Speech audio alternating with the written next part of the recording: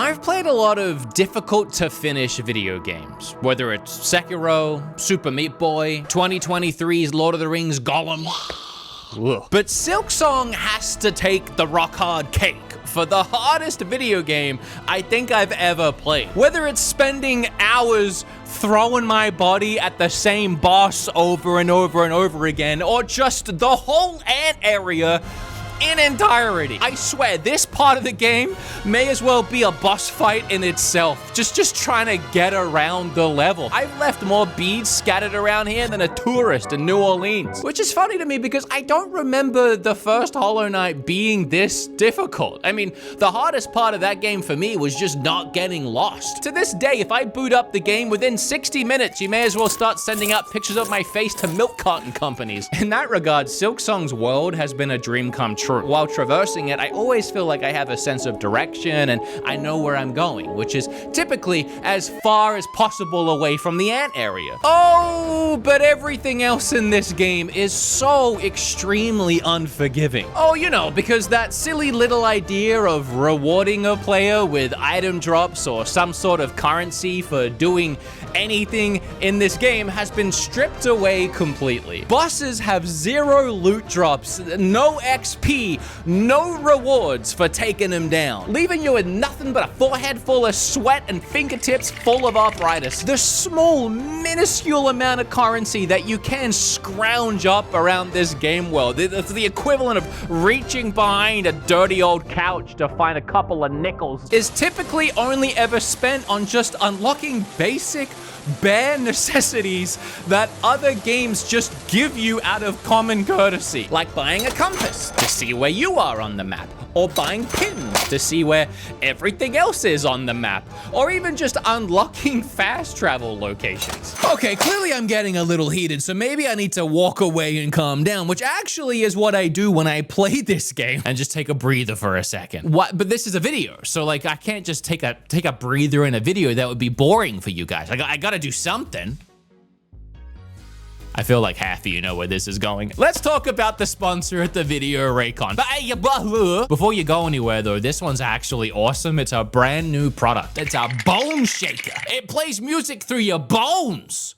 Kind of. These deliver off-ear audio, so it's not plugged directly into your ear, and it delivers the sound with vibrations through your bones. I'm not making this up. You get crystal clear audio without going deaf to the rest of the world. I feel like I have to have one ear out sometimes just in case the baby's crying, or in case Kim needs something if I'm cleaning around the house. This is the solution to that. Obviously, they're super comfortable because they sit right over your ears. It sounds like you're wearing full headphones, or it sounds like you've got earbuds in, and then someone will talk next to you and it's like, oh, right, yeah, right, I don't actually. So these are built for all day use. They have a 13-hour battery life. They're waterproof and dust-proof. And the best part about Raycons is you get that premium performance and that premium quality at half the price of other leading premium audio brands. And you get a 30-day money-back guarantee if you're not satisfied, if they're not rattling your bones enough. So if you want to try out a pair risk-free, all you gotta do is click the link in the description or go to buyraycon.com/BeatEmUpsBC to get 20% off. They also connect to your Switch and Switch 2 since it's all Bluetooth. And speaking of, I should probably connect them to Silksong and keep playing. Is that good? Did I tie it back into the video?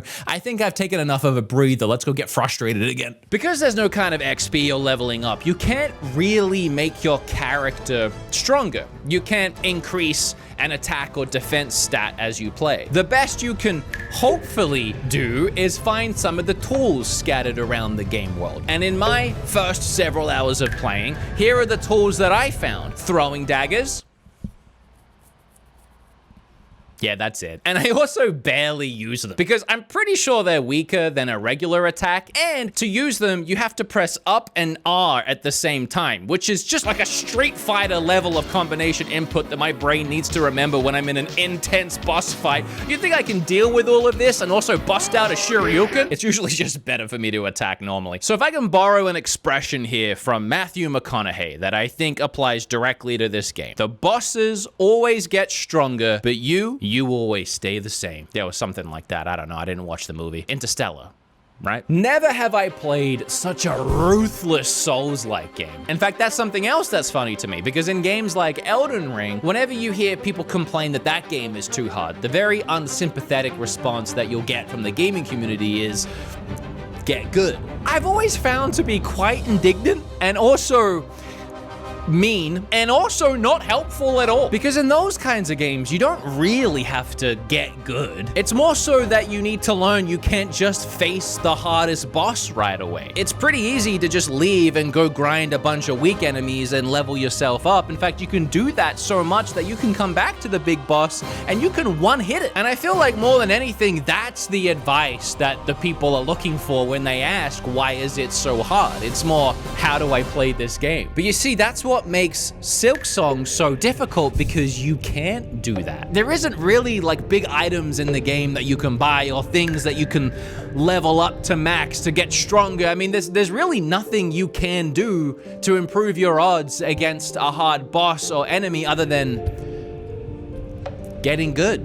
In fact, if someone does say that the game is too hard, in this case, in the case of Silksong, I actually think it's completely acceptable to suggest that they just get better at the game, because there is no other option. More often than not, I will find myself facing what feels like an impossible to beat boss, but he's blocking my path to the rest of the game, and I don't really have anywhere else to go. Like, this is the way that I need to go. So my only real option is just to keep throwing my tits and bits at him and hoping for the best. I mean, I guess I could just aimlessly wander around the rest of the world and hope that I stumble on one of the ridiculously well-hidden secret rooms to get a heart piece, or, you know, load up a walkthrough on my phone and cheat. But no, this is the boss. I know where I gotta go. There's no point me doing anything else. I'm just gonna have to pull all my hair out and beat him. Besides, I have like 150 beads locked in the boss room now that every time I die, I need to run back in and get,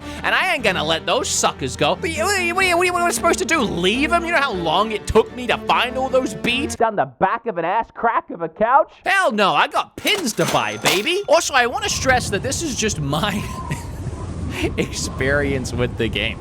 Maybe there's ways to make things easier.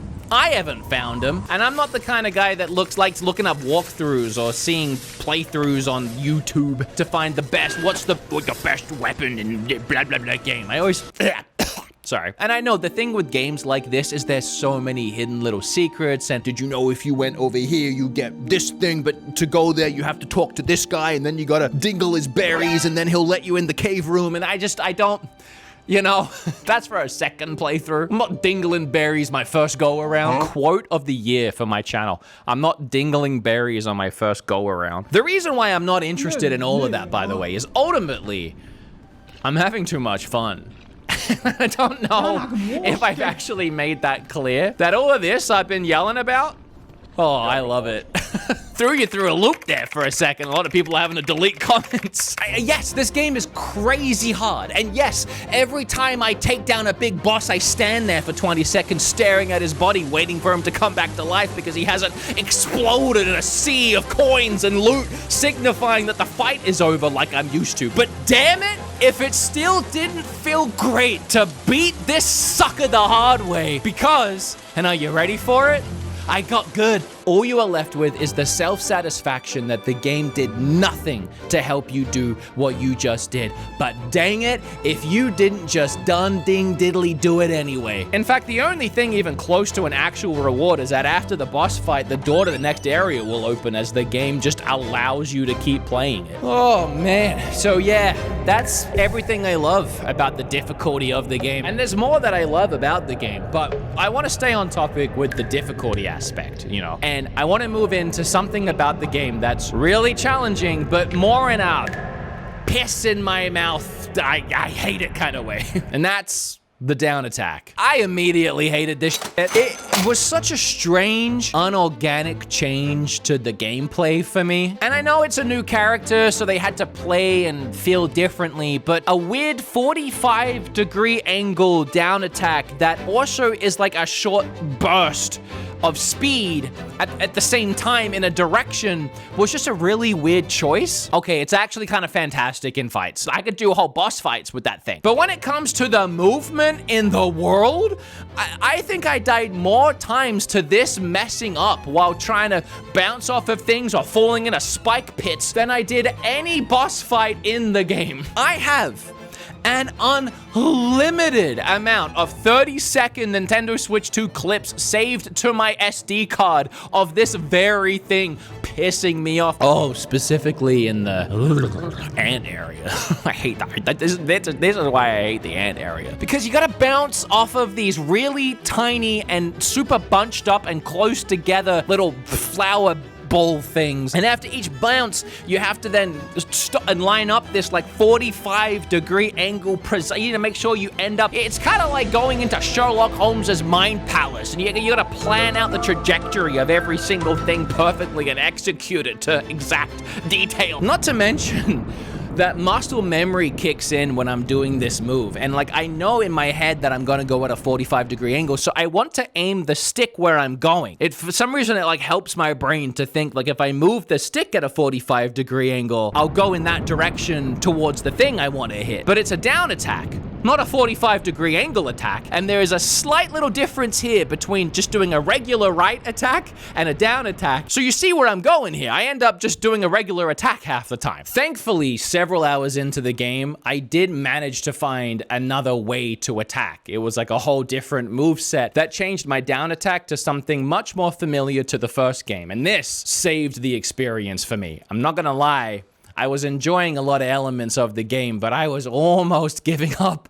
I was almost putting it away in that ant area. That ant area almost made me not, I almost just didn't finish the game. That's the only reason why I even mentioned this down attack, is because, like, if you hate it too, just stick with it, because eventually you leave the ant area and get a better attack. Okay, now that all that's out my system, let's talk about what I love. While the initial down attack can go rot, the rest of the combat feels much more fluid and precise than the first game. Hornet is so agile, it makes it so much easier to dance around the battlefield and land your attacks. The world is stunning with this hand-drawn animation that's so satisfying with charming and adorable characters. Too many to name. I will name the fleas, and I'll name that little guy that you ride on with the fast travel. That guy's adorable. The atmosphere is fantastic. I love when you enter a location and you hear the map bug singing off in the distance somewhere, luring you into her area. I think it's a her. And there's so many new enemies and bosses and side missions, and despite the world being a lot larger than the last game, as I said, it's just a breeze to explore. I never felt too frustrated by that feeling of where do I go next? I mean, no one had to stare at my mugshot while they were eating their morning cereal. It's great! You get that?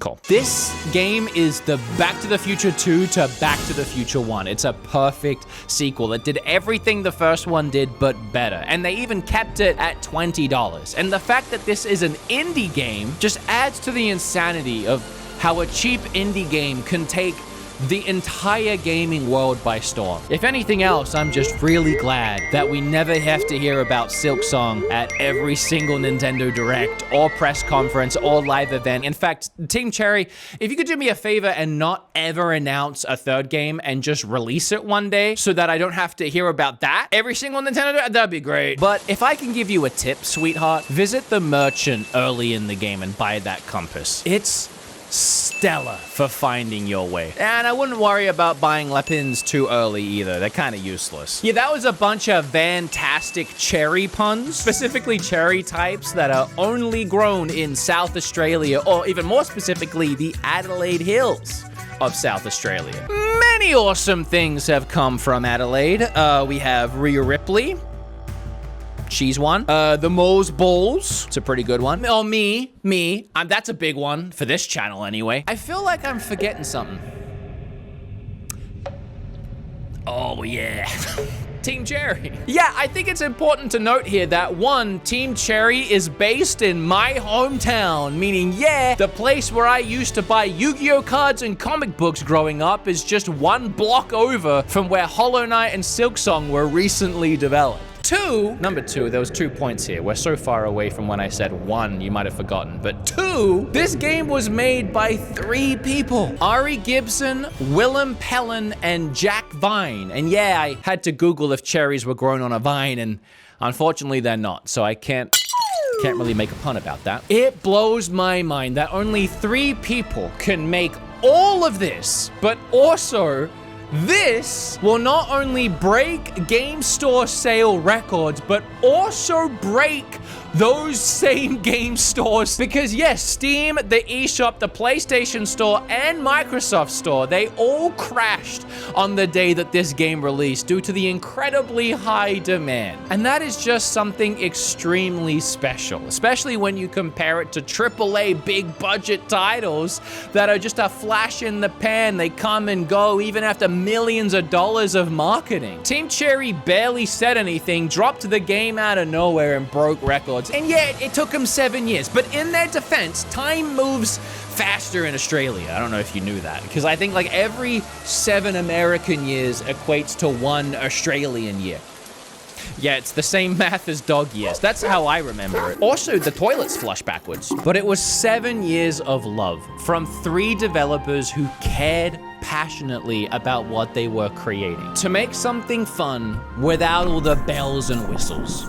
Well, actually, no, there is a lot of bells. Just like the 3 indie game developers in my small hometown of Adelaide, Australia, this game rewards you with the hard-earned satisfaction of overcoming nearly impossible odds. The pride in knowing that you did, in fact, get good. Because it's a Farmers Union iced coffee, or it's nothing.